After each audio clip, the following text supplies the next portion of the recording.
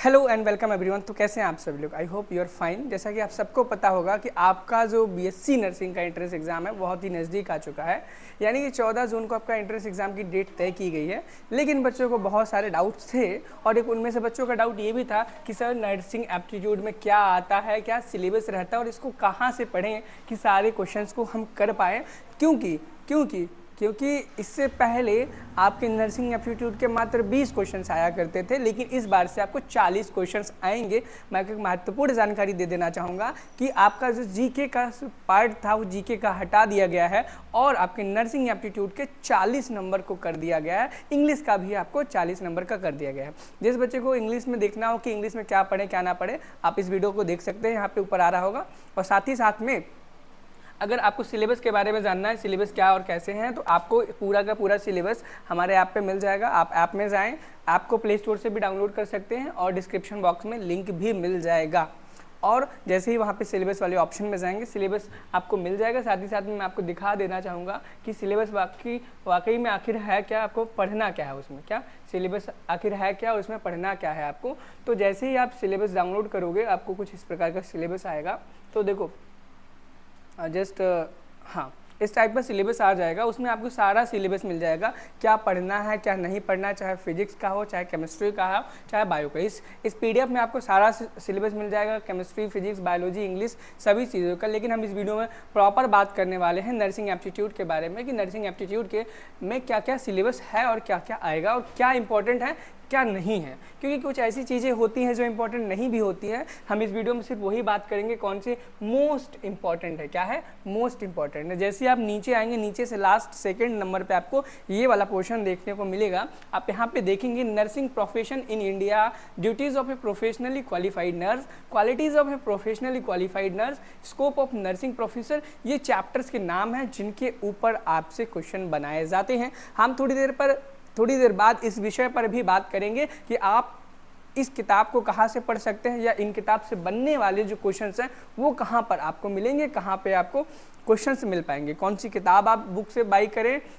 Amazon से या फ्लिपकार्ट से या दुकान से बाई करें, या फिर आप ई बुक की तरफ जाना चाहते हैं, वो आपको कहाँ पर मिलेगी। आपको ये 10 से 12 चैप्टर, 15 चैप्टर हैं, 15 चैप्टर आपको पढ़ने हैं। पढ़ना तो छोड़ो क्योंकि अब आपके पास बहुत ज़्यादा टाइम नहीं बचा हुआ।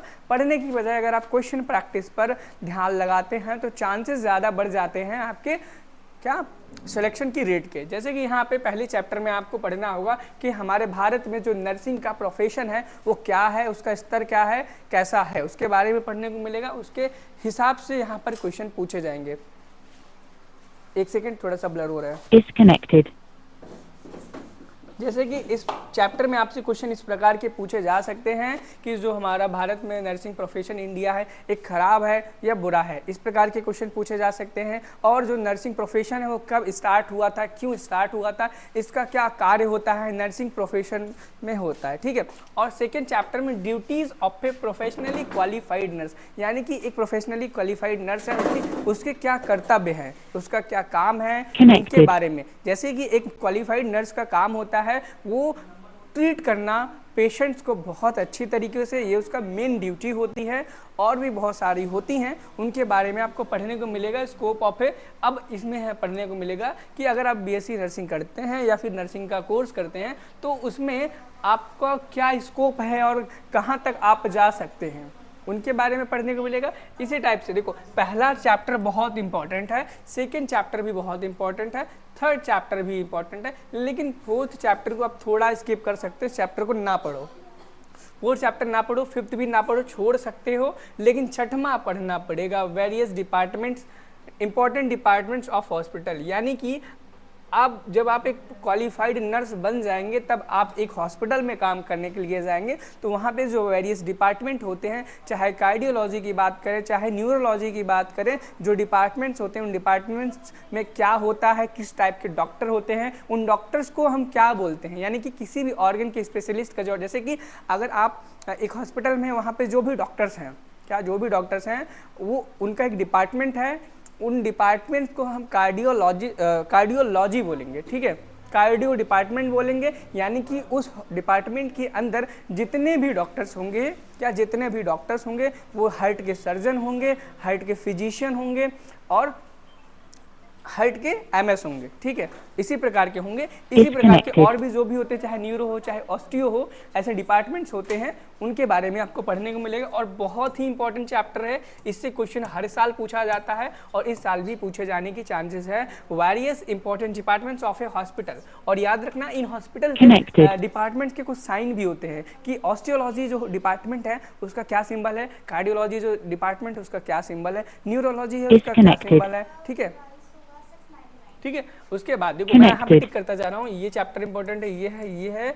और उसके बाद आपको 7th chapter various type of medical specialist such as specialist of, ये चीज़ सेम ही चीज़ है जो चैप्टर नंबर 6 में है ना, उसी को थोड़ा सा ब्रॉड करके 7th में कर दिया है। आप मान लो 6 और 7 चैप्टर एक ही हैं, उसको अगले रूप में वहाँ पर दिखाया गया है। अल्टरनेटिव एंड कंपलसरी थेरेपीज, ये इतना इंपॉर्टेंट नहीं, आप छोड़ सकते हो, लेकिन 6वां 7वां मोस्ट इंपॉर्टेंट है और पहला दूसरा तीसरा भी बहुत इंपॉर्टेंट है। इनको बिना पढ़े आप मत जाना, ठीक है। अब हम बात करेंगे अगले टॉपिक्स की, किसकी बात करेंगे, अगले टॉपिक की अगर हम बात करें तो अगले टॉपिक आप देखेंगे important symbol and sign use in hospital. देखो किसी पर भी क्वेश्चन आए चाहे ना आए, इस टॉपिक पर जरूर आएगा।